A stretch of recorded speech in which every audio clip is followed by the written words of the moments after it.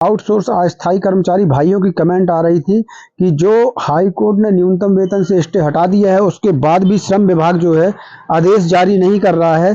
तो क्या ये बात सही है कि श्रम विभाग के ऊपर अवमानना का केस चल रहा है, श्रम विभाग को अवमानना का नोटिस मिला है? तो कई कर्मचारी भाइयों ने हमसे कमेंट बॉक्स में पूछा कि इस बात पर कितनी सच्चाई है, तो वही आज हम आपको पूरी सच्चाई बताने वाले हैं साथियों। तो यहाँ पर आप जो सामने देख पा रहे हैं दोस्तों, ये देख लीजिए, ये जो सीटू संगठन है मध्य प्रदेश में, यहाँ पर आप समझिए सीटू संगठन ने अवमानना का केस किया है श्रम विभाग के ऊपर, अवमानना का नोटिस भी श्रम विभाग को भेजा है। यहाँ पर आप देख सकते हैं, ये केस नंबर 455 ऑफ 2025 ये आप देख पा रहे हैं। डेट है 29 जनवरी 2025, यहाँ पर आप देख पा रहे हैं। तो साथियों, सीटू जो कर्मचारी संगठन है उसने श्रम विभाग के ऊपर अवमानना का केस जो है किया हुआ है। बिल्कुल ये बात 100% है और यहाँ पर श्रम विभाग को नोटिस भी बाकायदे मिला हुआ है। जी हाँ दोस्तों, आपको बता दें कि हाई कोर्ट ने न्यूनतम वेतन से स्टे करीब 3 दिसंबर 2024 को हटा दिया था। उसके बाद आज तक अभी श्रम विभाग ने बढ़े हुए न्यूनतम वेतन का जो है आदेश जारी नहीं किया है। जी हाँ साथियों, उसी को लेकर सीटू के हमारे महासचिव प्रमोद प्रधान है, उन्होंने बताया और उन्होंने जानकारी दी कि यहाँ पर अवमानना का केस जो है श्रम विभाग के ऊपर सीटू संगठन ने किया हुआ है और उनको नोटिस भी इस विषय में भेजा हुआ है। आज के वीडियो में आपको हम पूरी जानकारी बताएंगे कि 27 जनवरी 2025 को जो सुनवाई हुई हाई कोर्ट में न्यूनतम वेतन को लेकर, उसमें क्या कुछ हुआ है, पूरी जानकारी आपको बताएंगे। आपको यहाँ बताते चलें कि हाई कोर्ट ने बहुत जमकर फटकार श्रम विभाग के प्रमुख सचिव और सरकार के सचिव को भी लगाई हुई है, जवाब तलब कर लिया है। पूरी जानकारी आज हम हाई कोर्ट का ऑर्डर आपको दिखाएंगे। हाई कोर्ट का पूरा जो हाई कोर्ट ने जो पूरा ऑर्डर निकाला है वो पूरा ऑर्डर आपको हिंदी में ट्रांसलेट करके यहाँ पर दिखाने वाले हैं। वीडियो पर बने रहिएगा। तो चलिए साथियों, शुरू करते हैं पूरी वीडियो को। तो उसके पहले लाइक शेयर जरूर मार दीजिए। चैनल को सब्सक्राइब नहीं किए हैं तो अनुरोध है कि चैनल को जरूर सब्सक्राइब करना, बेल आइकन घंटे को दबा लेना। साथियों, इसी वीडियो को डिस्क्रिप्शन में फेसबुक पेज की लिंक है, उस पर जाकर फेसबुक पेज को जरूर फॉलो कर लीजिएगा। कोई भी खबर आती है सबसे पहले पेज पर अपडेट कर दी जाती है, इसलिए अगर आपने अभी तक फॉलो नहीं किया है तो उसको फॉलो करके रखिए, वहां पर खबरें तुरंत अपडेट होती हैं, वीडियो भले ही बाद में आए। तो चलिए दोस्तों, बताते हैं पूरी जानकारी। तो यहाँ पर आप देख सकते हैं साथियों, यहाँ पर जो हमारे ऑल डिपार्टमेंट आउटसोर्स कर्मचारी संगठन के प्रदेश अध्यक्ष हैं वासुदेव शर्मा जी, उन्होंने भी यहाँ पर जो है एक पोस्ट की हुई है। यहाँ पर देख लीजिए, फेसबुक पोस्ट हमारे प्रदेश अध्यक्ष ऑल डिपार्टमेंट आउटसोर्स कर्मचारी संगठन के हैं वासुदेव शर्मा जी, उन्होंने किया हुआ है। तो उन्होंने क्या कुछ लिखा है वो देख लीजिए। चतुर्थ श्रेणी आउटसोर्स कर्मचारी की पीड़ा असहनीय। छिंदवाड़ा में एकलव्य विद्यालय के चतुर्थ श्रेणी कर्मचारियों के साथ बैठक की। जिले में 4 एकलव्य स्कूल संचालित हैं जिनका संचालन केंद्र सरकार करती है। इन्हें लेकर भारत सरकार के श्रम कार्यालय गए तो वहां ताला लटका मिला, यानी गरीब कर्मियों की सुनने वाला विभाग भी काम नहीं कर रहा है। यहाँ नीचे देखते हैं साथियों, ये जानना जरूरी है क्या लिखा है इन्होंने। बैठक में कर्मचारियों ने अपनी अपनी पीड़ा बताई, सुनकर यही कहा जा सकता है कि यह असहनीय है। स्थिति गुलामों जैसी है। इन्हें न्यूनतम वेतन नहीं मिलता, 14 से 15 घंटे काम लिया जाता है और दिन नौकरी से निकालने की धमकियां, आए दिन नौकरी से निकालने की धमकियां देने वालों में प्रिंसिपल से लेकर कंपनी प्रबंधक तक सभी शामिल हैं। कहने का मतलब है कि प्रदेश के चतुर्थ श्रेणी कर्मचारियों को बंधुआ गुलाम बना लिया गया है, जिनके साथ न्याय कराने के लिए गुलामी से मुक्ति का संघर्ष कराना पड़ेगा, तभी न्याय मिलेगा। तो ये जो पोस्ट है साथियों, ये हमारे प्रदेश अध्यक्ष हैं ऑल डिपार्टमेंट आउटसोर्स कर्मचारी संगठन के वासुदेव शर्मा जी, उनके द्वारा ये पोस्ट की गई है। यहाँ पर आप वासुदेव शर्मा जी को देख पा रहे हैं। वासुदेव शर्मा जी के द्वारा ये बैठक ली गई और यहाँ पर ये पोस्ट जो है की गई है। चलिए आपको बताते हैं कि 27 जनवरी 2025 को जो हाई कोर्ट में सुनवाई चल रही थी उसमें क्या कुछ हुआ है, हाई कोर्ट का ऑर्डर क्या कुछ कह रहा है, तो जल्दी से वो बताते चलें साथियों। High court Madhya Pradesh high court के इंदौर खंडपीठ में जो है 27 जनवरी 2025 को एक सुनवाई हुई थी। 27 जनवरी को उसमें काफी बहस चली है। श्रम विभाग ने भी अपना पक्ष रखा है और श्रम विभाग ने क्या कुछ पक्ष रखा है, उसके बाद हाई कोर्ट ने क्या आदेश दिया है, वो पूरी जानकारी आज हम आपको इसी वीडियो में बताने वाले हैं। तो यहाँ पर देख लीजिए, ये आपको दिखा रहे हैं हम इंदौर जो हाई कोर्ट की खंडपीठ है उसका ऑर्डर दिखा रहे हैं। यहाँ पर आप देख सकते हैं, in the high court of Madhya Pradesh at Indore. यहाँ पर देख लीजिए, केस नंबर हमारा WP 10/772 ये दिया हुआ है, जो कि न्यूनतम वेतन को लेकर केस नंबर है। ये आपको भी पता होगा, तो ये केस नंबर है। ये पूरा ऑर्डर साथियों इंग्लिश में है, आपको हम हिंदी ट्रांसलेट करके इसका दिखा रहे हैं।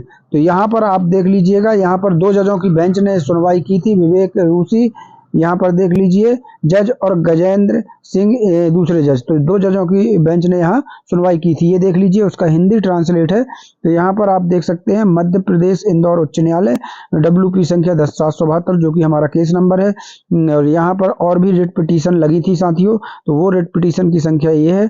और यहाँ पर देख लीजिए श्री पीयूष माथुर विद्वान वरिष्ठ अधिवक्ता तथा श्री अभिषेक वाजपेयी याचिकाकर्ता के विद्वान अधिवक्ता, WP संख्या दी हुई है। गिरीश पटवर्धन श्री ओशन के विद्वान वरिष्ठ वकील हैं। उपाध्याय याचिका के विद्वान वकील, WP संख्या। और श्री कुलदीप सिंह की ओर से उपस्थित अधिवक्ता श्री सचिन पटेल। अब यहाँ आगे देख लीजिए दोस्तों, ये पूरा आदेश मैं हिंदी में आपको दिखला रहा हूँ। और यहाँ पर भार्गव याचिकाकर्ता के विद्वान वकील, WP संख्या। श्री विकास जायसवाल याचिकाकर्ता के विद्वान वकील, WP संख्या। श्री भुवन गौतम विद्वान सरकारी वकील, ये आप जानते हैं कि श्रम विभाग की तरफ से सरकारी वकील हैं भुवन गौतम जी, यहाँ पर देख लीजिए। और यहाँ पर देख लीजिए प्रतिवादी राज्य हैं श्री शशिकांत चौरसिया एंड श्री बलवीर शरण बुड़ोतिया। और यहाँ पर साथियों श्री करपे प्रखर मोहन और श्री BL नागर, WP में प्रतिवादी हस्तक्षेपकर्ता के लिए विद्वान वकील। और यहाँ पर केस नंबर यहाँ पर 10772 दिया हुआ है। इसके बाद देख लीजिए आदेश शुरू होता है, तो आदेश में क्या कुछ लिखा है वो जरा देख लेते हैं। ऐसा प्रतीत होता है कि श्री LP पाठक उप श्रम आयुक्त एक OIC होने के नाते इस न्यायालय के समक्ष स्वप्रेरणा से उपस्थित हुए हैं। यहाँ पर हाई कोर्ट कह रहा है दोस्तों कि जो श्री LP पाठक हैं जो कि उप श्रम आयुक्त हैं, वो अपने स्वप्रेरणा यानी खुद की इच्छा से हाई कोर्ट में उपस्थित हुए हैं। अब आगे जरा देख लीजिए, तो यहाँ पर आप देखेंगे और उन्होंने बयान दिया कि राज्य सरकार उद्योगवार व उद्योग समूह के अनुसार न्यूनतम मजदूरी तय करने के लिए सहमत है। मतलब श्री LP पाठक जी का कोर्ट में कहना था कि जो राज्य सरकार है वो उद्योगवार और उद्योग समूह के अनुसार जो है न्यूनतम मजदूरी तय करने के लिए जो है सहमत है, ये उन्होंने कोर्ट में कहा है।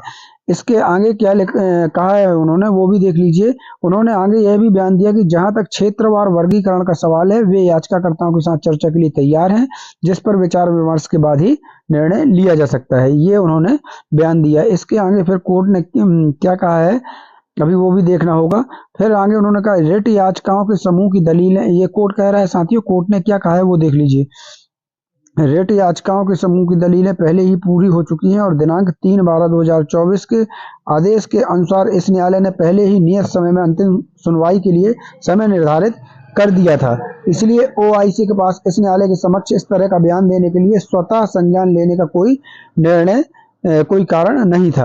मतलब कोर्ट का कहना है कि रिट याचिकाओं के अनुसार पहले ही इस केस की दलीलें पूरी हो चुकी हैं और उनको सुनते हुए 3 दिसंबर को इस कोर्ट ने न्यूनतम वेतन से स्टे हटा दिया था। उसके बाद भी जो है OIC के पास इस न्यायालय के समक्ष इस तरह बयान देने के लिए स्वतः संज्ञान लेने का कोई कारण नहीं। मतलब उनका कहना है कि श्रम विभाग अपने मन से ही स्वतः संज्ञान लेते हुए ऐसे बयान कोर्ट में आकर क्यों दे रहा है। क्या फिर आगे कोर्ट ने कहा है यह स्पष्ट किया जाना आवश्यक है कि क्या श्रम मंत्रालय द्वारा न्यूनतम मजदूरी अधिनियम में दिनांक 4 मार्च 2024 की अधिसूचना पर पुनर्विचार संशोधन के लिए कोई निर्णय लिया गया है। यदि राज्य सरकार की ओर से उद्योगवार या समूहवार मजदूरी के संशोधन के लिए याचिकाकर्ताओं द्वारा उठाए गए मुद्दों पर पुनर्विचार करने का कोई प्रस्ताव नहीं आया था। यहाँ देख लीजिए साथियों, अगर कोई प्रस्ताव नहीं आया था तो उप श्रमायुक्त द्वारा बिना किसी अधिकार के इस न्यायालय के समक्ष दिए गए ऐसे बयान के आधार पर पूरे विवाद को फिर से खोल दिया गया है। उनका कहना है कि जब आपसे कोई जवाब नहीं मांगा गया, इस विषय में कोई बात नहीं पूछी गई, तो आपको आकर इस प्रकार की बातें करने का कोई मतलब नहीं है। इससे ये होगा कि फिर से ये विवाद एक बार खुल जाएगा और फिर से केस लंबे समय के लिए लटक जाएगा। तो यहाँ पर हाई कोर्ट ने जो है जो LP पाठक हैं, श्रम विभाग के श्रम उपायुक्त हैं, उनको कोर्ट ने फटकार लगाई है कि आपको बिना कारण के यहाँ आकर ऐसे बयान नहीं देना चाहिए। और ये कहते हुए फटकार लगाते हुए कोर्ट ने यहाँ आदेश जारी किया है प्रतिवादी राज्य को OIC के आचरण को स्पष्ट करने का निर्देश दिया जाता है। श्रम मंत्रालय के प्रधान सचिव द्वारा एक हल्फनामा दायर किया जाए यानी कोर्ट ने एक हल्फनामा भी मांग लिया और श्री एलपी पाठक जो अब सेवानिवृत्त हो चुके हैं उनको भी एक हल्फनामा दायर करने का निर्देश दिया जाता है। मतलब साथियों यहाँ पर कोर्ट ने फटकार लगाते हुए आदेश जारी कर दिया है कि जो ये उप श्रमायुक्त की तरफ से जवाब यहाँ पेश किया गया है उसके उनके आचरण को स्पष्ट करने का निर्देश दिया जाता है। मतलब एक हल्फनामा यहाँ पर श्रम मंत्रालय के प्रधान सचिव के द्वारा जो है मांग लिया गया है, एक हल्फनामा दायर किया जाए। और यहाँ पर श्री एलपी पाठक से पर्सनल भी जो कि अब रिटायर हो चुके हैं उनसे भी एक हल्फनामा यानी अपना जवाब प्रस्तुत करने के लिए मांग लिया गया है। और जवाब में क्या मांगा गया है वो भी देख लीजिए। तो साथियों यहाँ पर देख लीजिए जवाब में जो है, यहाँ देख लीजिए उन्होंने कानून मंत्रालय के लिखित निर्देश के बिना इस न्यायालय के समक्ष ऐसा बयान क्यों दिया। ये एलपी पाठक जी से पर्सनली एक हल्फनामा कोर्ट ने मांग लिया है कि आप स्पष्ट करिए कि आपने ऐसा बिना कानून मंत्रालय के निर्देश के आपने ऐसा न्यायालय में समक्ष बयान क्यों दिया है। और इस मामले पर जवाब मांगते हुए कोर्ट ने कहा है कि मामले को दिनांक 5 फरवरी 2025 को दोपहर 2:30 बजे से सूचीबद्ध किया जाएगा, मतलब सुना जाएगा। मतलब 5 फरवरी तक का इनको समय दिया है कि 5 फरवरी तक आप अपना आके जवाब दीजिए। इस आदेश की एक प्रति संबंधित रेट याचिकाओं में भी रखी जाए, मतलब जितनी रेट याचिकाएं लगी थी सबको एक एक प्रति इस आदेश की जो है दी जाए। तो दोस्तों ये जानकारी थी जो मैंने आपको दिया। और यहाँ पर देख लीजिए दो जजों ने की बेंच ने सुनवाई की थी, विवेक रूसी और गजेंद्र सिंह। चलिए साथियों आज के लिए बस इतना ही, कल फिर मिलते हैं नई जानकारी के साथ, नई वीडियो के साथ। तब तक के लिए धन्यवाद। जय भारत, जय हिंद।